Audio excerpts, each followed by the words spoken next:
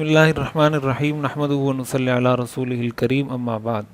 قرآن کریم میں اللہ تعالیٰ ارشاد فرماتے ہیں هو الذی جعل الشمس ضیاء والقمر نورا، کہ اللہ تعالیٰ نے سورج کو روشنی کا اور چاند کو ایک روشنی کا سبب بنایا ہے۔ دنیا کے اندر ہمیں سورج، چاند، آسمان، زمین جتنی چیزیں نظر آتی ہیں یہ سب اللہ کی مخلوق ہیں، اور اللہ تعالیٰ نے ان کو ایک خاص مقصد کے لیے اور ایک خاص مدت کے لیے پیدا فرمایا ہے۔ اللہ تعالیٰ وقتاً فوقتاً آسمان و زمین کے اندر، سورج اور چاند کے اندر اپنی قدرت کے کرشموں کا اظہار فرماتے رہتے ہیں، جس سے انسان کو ایک طرح سے تنبیہ مقصود ہوتی ہے، ایک درس اور ایک پیغام دینا مقصود ہوتا ہے کہ جو انسان اپنی غفلت کی زندگی میں، دنیا کی زندگی میں مگن اور مصروف ہے، کہ وہ اس سے کچھ وقت نکال کر اللہ کی طرف متوجہ ہو۔ کل کراچی کے اندر سورج گرہن ہوگا، جس کا جو وقت ہے وہ 9:26 سے شروع ہوگا کراچی کے اندر، اور 10:59 پر اس کا پیک ہوگا کراچی میں، اور سورج گرہن ختم ہوگا 12:46 پہ کراچی میں۔ اس کی اور شہروں میں جو ٹائمنگ ہے وہ گوگل سے آپ سرچ کر کے معلوم کر سکتے ہیں کہ کس شہر میں سورج گرہن کا آغاز کب ہوگا اور اس کا پیک ٹائم کب ہوگا۔ حضور علیہ السلام کے صاحبزادے حضرت ابراہیم کا جب انتقال ہوا تو لوگوں نے، صحابہ کرام نے یہ بات کہنا شروع کی کہ حضور علیہ السلام کے صاحبزادے کی وفات کی وجہ سے سورج کو گرہن لگ گیا ہے۔ حضور علیہ السلام کو جب یہ اطلاع ملی، اس پر حضور علیہ السلام نے یہ ارشاد فرمایا ان الشمس والقمر آیتان من آیات اللہ، کہ سورج اور چاند اللہ کی نشانیوں میں سے ایک نشانی ہے۔ یخوف اللہ بہما عبادہ، اللہ اس کے ذریعے اپنے بندوں کو ڈراتا ہے۔ وَإِنَّهُمَا لَا يَنْكَسِفَانِ لِمَوْتِ أَحَدٍ مِّنَ النَّاسِ، یہ دنیا کے کسی بھی انسان کے مرنے کی وجہ سے کبھی بھی سورج یا چاند کو گرہن نہیں لگتا۔ فَإِذَا رَأَيْتُم مِّنْهَا شَيْئًا، اگر تمہیں سورج گرہن یا چاند گرہن کا سامنا ہو، فَصَلُّوا، تو نماز پڑھو، وَادْعُوا، اور دعا کرو، حَتَّى يَنْكَشِفَ مَا بِكُمْ، یہاں تک کہ جو گرہن لگا ہے سورج کو یا چاند کو وہ گرہن ختم ہو جائے۔ اس حدیث میں حضور علیہ السلام نے ایک تو اس بات کی نفی فرما دی کہ سورج یا چاند میں جو تغیر یا جو تبدیلی آتی ہے یہ کسی بزرگ کے تکلیف پہنچنے کی وجہ سے یا اس کو کوئی پریشانی پہنچنے کی وجہ سے نہیں، بلکہ اللہ تعالیٰ کا ایک نظام ہے۔ دیکھیں، ہم جب سورج گرہن اور چاند گرہن کی بات کرتے ہیں تو ہمارے ذہن میں اس کے ایک ظاہری سبب ہوتا ہے کہ بھائی سورج کو گرہن لگ رہا ہے اس لیے کہ سورج کے سامنے چاند آگے تو سورج چھپ جائے گا پیچھے۔ ہم صرف ظاہری اسباب کو دیکھ رہے ہوتے ہیں اور ہم سمجھتے ہیں شاید یہ ایک روٹین کی چیز ہے، ایک نارمل، ایک معمول کی بات ہے، لیکن ظاہر ہے کہ اسلام ایک صرف مادیت کا درس نہیں دیتا، اسلام ایک اسپریچول ریلیجن بھی ہے، ایک روحانی مذہب بھی ہے۔ ہماری یہ بھی ذمہ داری بنتی ہے کہ ہم اس چیز کو بھی محسوس کریں کہ اللہ تعالیٰ یہ سب کچھ، یہ نظام اللہ کا بنایا ہوا ہے۔ سورج کے ذریعے اگر روشنی ہمیں حاصل ہو رہی ہے تو سورج اٹ سیلف ہمیں روشنی نہیں دے رہا، یہ اللہ کے حکم سے ہمیں روشنی دے رہا ہے۔ قرآن کریم میں آتا ہے اذا الشمس کوورت واذا النجوم انکدرت، جب اللہ تعالیٰ چاہیں گے سورج کو بے نور کر دیں گے، ستارے سارے ٹوٹ کے گر جائیں گے۔ یہ اللہ کے حکم سے ہمیں روشنی دے رہے ہیں، ہمیں فائدہ پہنچا رہے ہیں۔ جب سورج گرہن ہو، چاند گرہن ہو، کبھی زلزلہ آئے، کبھی کوئی ایسا مسئلہ ہو، تو صرف اس کو ظاہری اسباب کی حد تک محدود رکھے کہ یار یہ اس وجہ سے ہوا ہے، زلزلہ اس وجہ سے آیا کہ زمین کی پلیٹیں ہل گئی، سورج گرہن اس وجہ سے ہوا کہ چاند اس کے سامنے آ گیا، یہ تو ظاہری سبب ہیں، لیکن اس کے ذریعے اللہ ہمیں میسج اور پیغام کیا دینا چاہتے ہیں اس کی طرف ہماری توجہ ہونی چاہیے۔ اور وہ پیغام اور وہ جو ہمیں ملتا ہے، حضور علیہ السلام کے زمانے میں جب سورج گرہن ہوا، حدیث میں آتا ہے حضور علیہ السلام مسجد کی طرف تشریف لے کر گئے، صحابہ کو آپ نے باجماعت نماز پڑھائی، آپ نے بہت طویل لمبی قرات کی، طویل رکوع کیے، طویل سجدے کیے،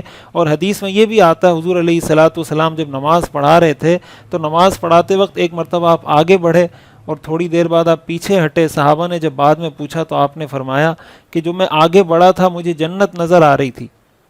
اور مجھے جنت کے میوے نظر آ رہے تھے، جنت کے پھل نظر آ رہے تھے، تو میں اس کو لینے کے لیے لپکا، اور جو میں پیچھے ہٹا مجھے جہنم کے شعلے اللہ تعالیٰ نے دکھائے اس نماز کے دوران، جس کی وجہ سے میں پیچھے ہٹا کہ خدا نخواستہ یہ شعلے کہیں مجھے نہ پہنچ جائیں۔ حضور علیہ السلام کو اللہ تعالیٰ نے یہ سب مناظر دکھائے۔ اس کے بعد حضور علیہ السلام نے اپنے خطبے میں یہ بھی ارشاد فرمایا کہ اللہ تعالیٰ بہت غیرت مند ہیں، اللہ تعالیٰ اپنے بندوں میں کبھی فحاشی اور یعنی زنا کو برداشت نہیں کرتے۔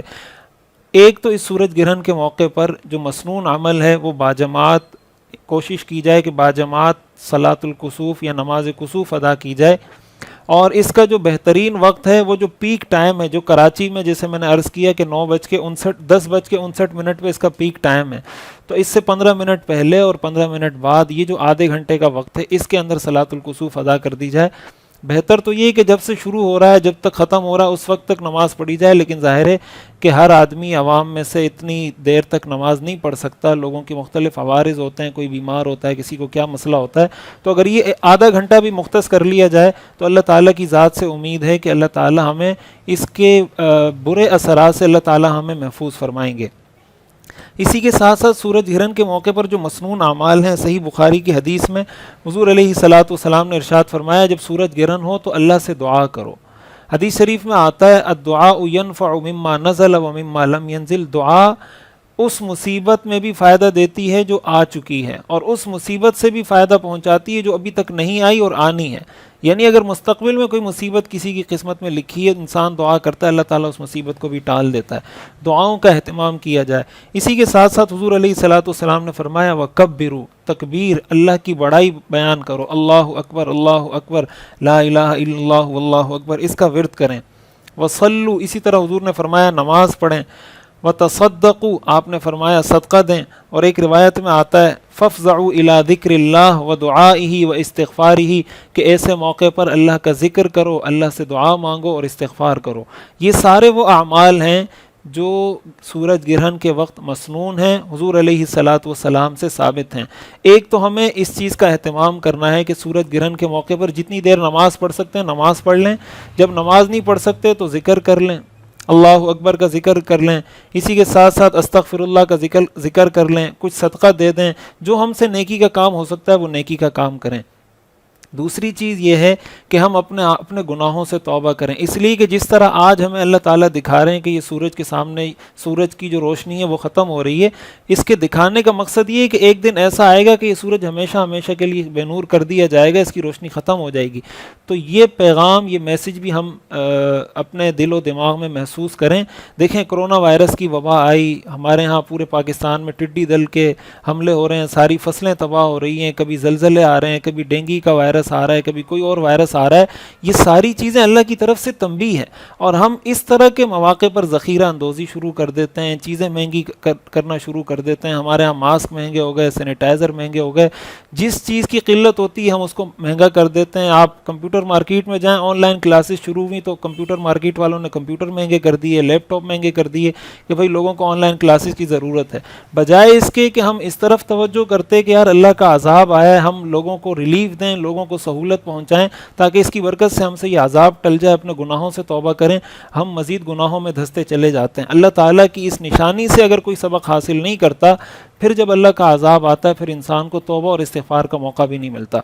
اس لیے ایک تو نماز کا اہتمام, دعاؤں کا اہتمام, استغفار کا اہتمام, صدقے کا اہتمام, ذکر کا اہتمام کیا جائے, جو گناہ ہوئے ہیں اس سے توبہ کی جائے. اور ساتھ ساتھ فحاشی اور عریانی کو حضور علیہ الصلاۃ والسلام نے اس موقع پر خصوصیت کے ذات ذکر کیا ہے کہ اللہ تعالیٰ اپنے بندوں میں فحاشی اور عریانی کو برداشت نہیں کرتا. اگر خدا نخواستہ کوئی اس طرح کے کسی گناہ میں مبتلا ہے اس سے توبہ کرے. اللہ تعالیٰ ہمیں سمجھنے اور عمل کرنے کی توفیق عطا فرمائے.